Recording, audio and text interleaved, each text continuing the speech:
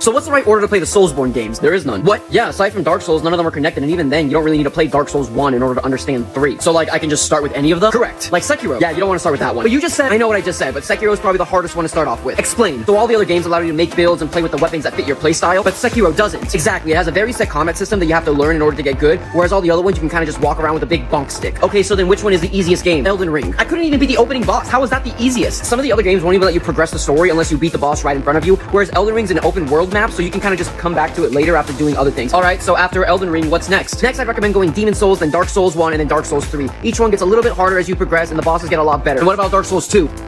Are you okay? After you play Dark Souls 3, you're gonna play Bloodborne, but this is gonna be a little bit difficult. Oh, why? Is like the combat more difficult? Well, yes, the combat is much faster and more aggressive, but that's not why. Then why? Bloodborne is only playable on a PS4. What? Yeah, so unless you have one of those lying around, you're kind of out of luck. Do you think it'll ever get, like, remade? Never. Why not? Because despite how hard and frustrating these games are, the #1 way they make us suffer is by forgetting about Bloodborne. What the fuck?